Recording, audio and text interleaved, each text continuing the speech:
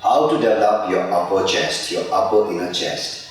This is something everyone struggles with because you want that gut to come to the top. You know, the G.I. Joe look that everyone talks about, a complete 3D looking chest. For that, you really need to engage your upper chest. And unfortunately, most people don't know how the upper chest works. Yeah, I'm so fly, look to my left, I see a spaceship.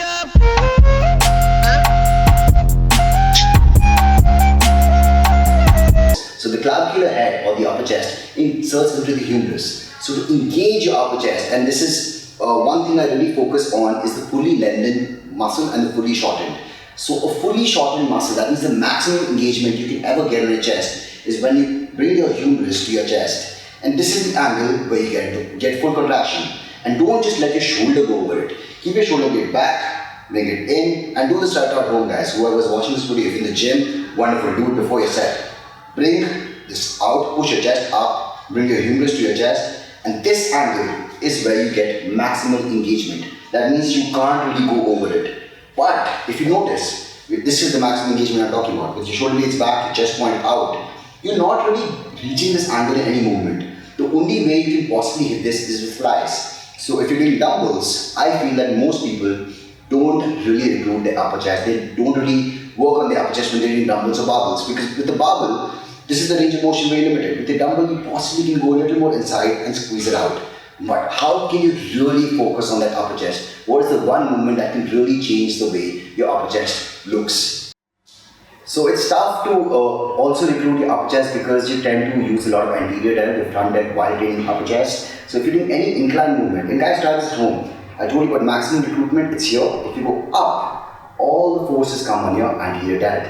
So when you're doing any incline movement, 90% of the guys are just working your front delts, and that is useless. You know, either it's your front delts or it's your tricep, because these are the muscles that overpower. So if you guys ever say that, you know, my triceps are really pumped, there's a very high chance, even though it will get pumped regardless, there's a very high chance that you're doing something wrong. So the first thing you're doing wrong when you say your triceps are involved is you pushing with your wrists. And I know this doesn't make sense to a lot of you right now, but when you're doing your chest movement, again remember, the chest is activated when your humerus comes close to your chest. It's when your humerus here, that means your arm is coming closer to your chest. So how does that happen? If the muscle insertion is like that, your active recruitment is happening when your elbow is coming closer. So that movement is what makes your chest, not this. Okay, so this is you pushing the wrist out. I'm hoping this makes more sense now. Now try doing this at home and tell me, do you feel anything on your chest? You don't. Try doing this at home right now and tell me what you feel. So realistically,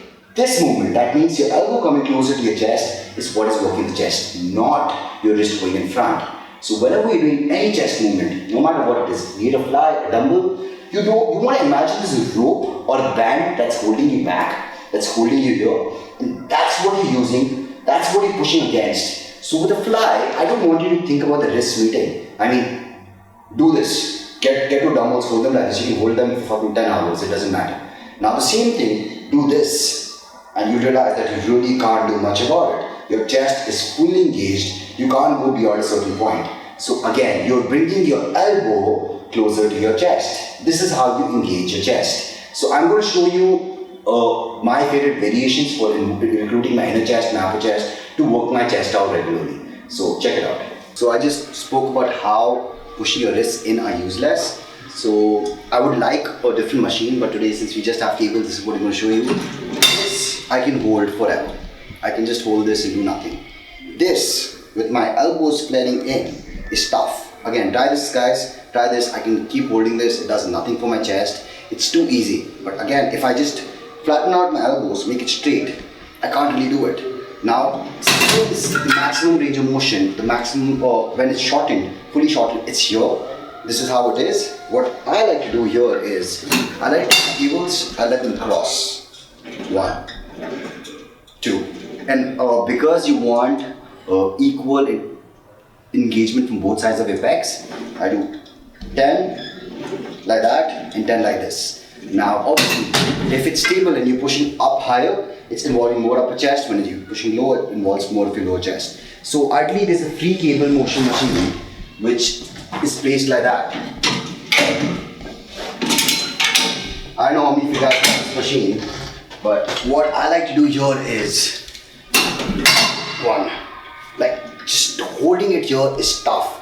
One thing you want to keep in mind though is you're not just doing this. Your chest is popped out, your shoulder blades are back, because the minute your shoulders cross your chest, the engagement is going off your chest. So you actively make your back stiff, thoracic extension, chest out, shoulder blades back, and you hold it like that. You can't let your shoulder blades go in front. This is going on your shoulders. Chest pointing up, chest pointing over. Your chest has to be over your shoulders. Your chest is the primary muscle we're targeting here. Chest up, 1, 2, 3. Now again, since this part of the motion is where the chest, your inner chest, upper chest is involved, another movement that I really love doing, and I don't know what this movement is called, it's this. So if you realize it, what's happening here is your humerus is going closer to your chest. Your arm is moving closer to your chest. So there's a very limited range of motion. I don't like going full back. I feel that's useless here. So the range of motion is this.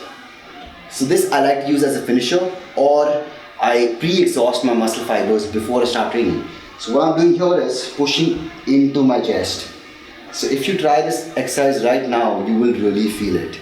Another exercise I like to do for again my upper and the chest is on the machine that you have, the bench machine, the seated machine. I like to sit facing like that, and instead of the machine that goes like this normally, I hope you guys are understanding what I'm saying, or I'll probably go to a machine and shoot it. I would turn like this, keep my wrist up and push. So even with the cables, this is a movement I prefer because I'm more stable. My chest is out, my shoulder blade is pulled behind my chest, and this is the movement. Just this much of a movement will really kill your chest. You'll feel like your chest is burning. So you saw the movements I like to do for recruiting my upper inner chest. I like to limit the range of motion. I don't want to go full up and full back. But again guys, remember your compound movements are the most important things. For overall mass, overall chest development, you need to bench press, you need to dumbbell press, you need to do all these things. What I like to do is either pre-exhaust or end my movements, end my workouts with these movements. Don't ever negate or don't ever think that this is all you need to grow a chest. Definitely bench press, definitely use dumbbells. I always prefer dumbbells over the bench because there's more range of motion. I can actively involve or recruit more chest muscle fibers, but make sure you involve them in your protocol. Again, with the incline dumbbell press, how should you do it? Instead of doing a normal incline dumbbell press, you want to push it from wide and push it inside.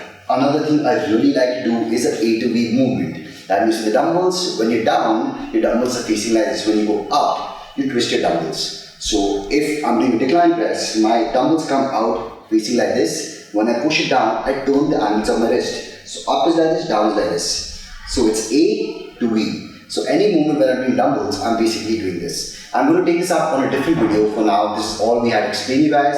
I'm going to teach you guys how to do dumbbell press. I'm going to teach you guys how to do a proper fly, how to execute it in a way where you actually involve the required muscle fibers. So I hope you guys really like this video. I hope this got you more clarity about how to train your chest. And I hope you guys have an insane freaking chest after this workout.